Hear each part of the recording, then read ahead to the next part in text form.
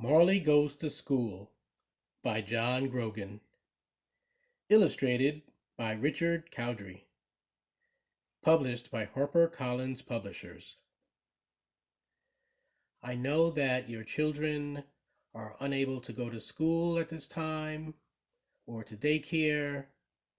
As a result, they are not seeing many of their friends or their teachers who they miss. Therefore, they may relate to Marley, who is a dog that wants to go to school because his beloved Cassie is there.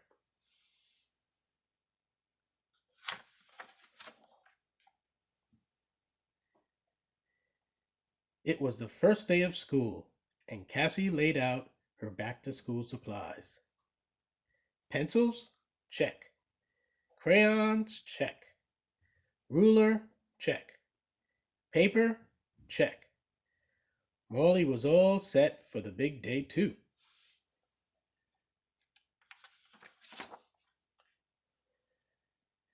By the front door, he laid out his supplies. Chewbone? Arf. Squeaky toy? Woof. Liver treats? Ruff. Favorite blanket? Ow! Baby Louie crawled around the corner. Why'd he go to school too? He exclaimed. Mommy looked at Marley, thumping his tail by the front door. I don't think so, big guy, she said. I definitely don't think so, added Daddy.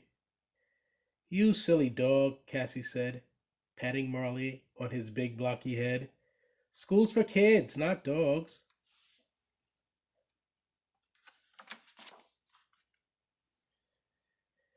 Marley cocked his head and let out a low whine.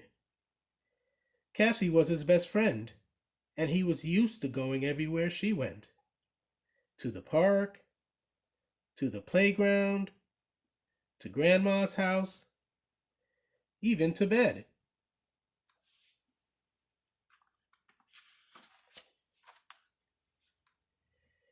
Grab your backpack, Mommy called out. We don't want to be late. Arf, arf, Marley said, grabbing his leash in his teeth and hopping up on his hind legs and dancing by the door. Arf, arf yourself, Mommy said. You're going in the backyard where you can't get into trouble.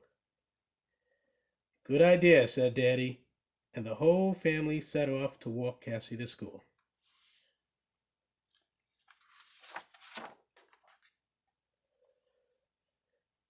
Marley did not stay in the backyard for long.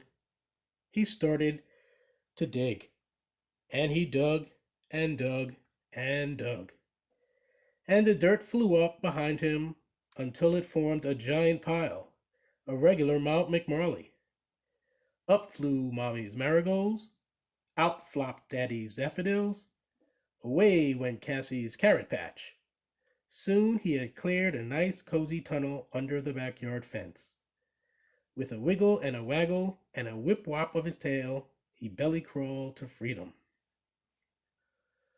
Marley sniffed his way to the sidewalk, looked both ways, all clear, and followed Cassie's scent straight to the front door of the school.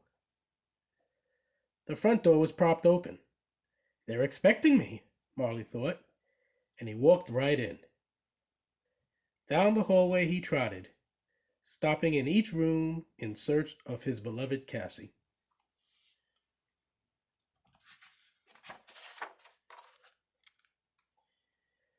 Marley tried the copy center. Not in here, he thought.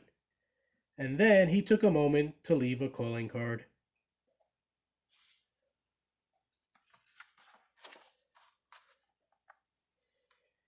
He tried the cafeteria, where the cooks were busy making lunch. He did not find Cassie, but Marley found the next best thing, a heaping pile of juicy hot dogs. Well, I don't mind if I do. Hey, you're not supposed to be in here, one of the lunch ladies yelled. Shoo, go home. Burp, answered Marley.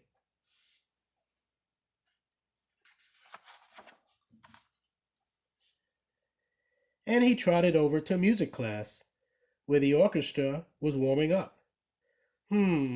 She's not here either, thought Marley, and then he joined the band for a song.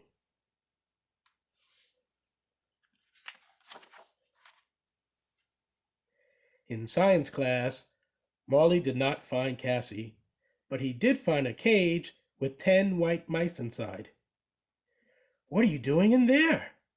With a scratch of his paw and a flip of his nose, Marley busted open the cage door, and the mice scampered to freedom. He barked excitedly, as if to ask, "Who wants to help me find Cassie?" Marley followed the mice to the library, where the quiet didn't last long. "Mice!" screamed a little girl. "Big fat ones!" shouted a little boy.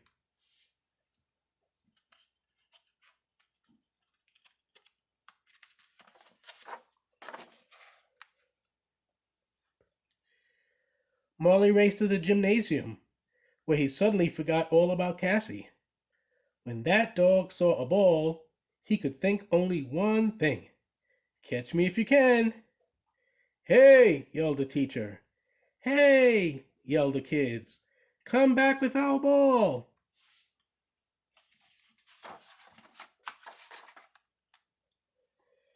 But Marley did not come back. He streaked down the hall, skidded around the corner, did a somersault, and slid right into Mrs. Weatherby's math class. Mrs. Weatherby peered through her thick glasses as she wrote on the chalkboard. "Oh my," she announced. "We've just received a report of a wild animal on the loose in our school. If you come across this animal, stay back. He may be dangerous." "Yes, Mrs. Weatherby," the student said. "Has anyone seen him?" "No, Mrs. Weatherby," the student said. But they had seen him.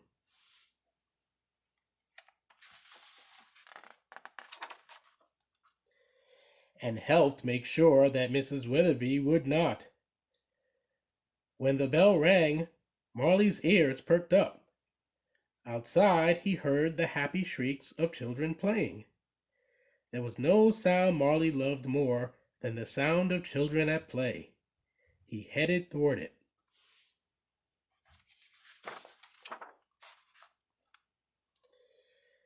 "Not so fast, buddy boy," the voice came from behind him. Gulp. It was Principal Peabody. She seized Marley by the collar and read his tag. "Aha! Cassie's dog. I should have figured." She tied Marley to the radiator with a rope. "Face the corner," she said. "I'm calling your parents." But when Principal Peabody returned 2 minutes later, all she found was half a rope, wet with dog drool. "Drat," she said.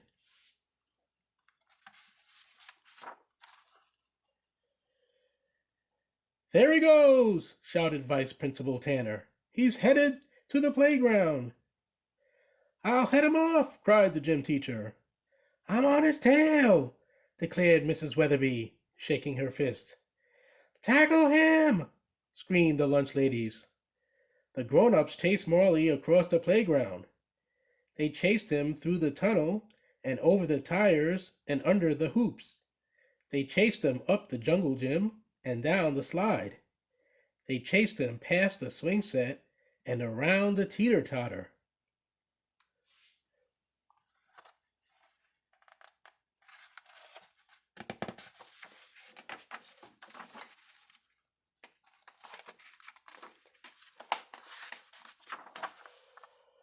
They chased him right into Cassie's arms. "Marley!" Cassie shrieked with delight.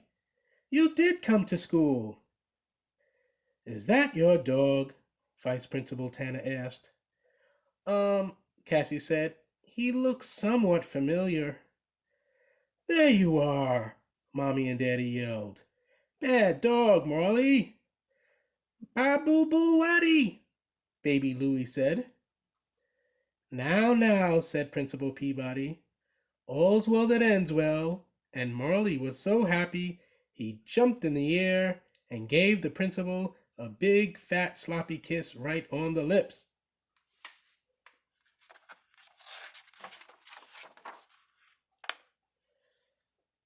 The end.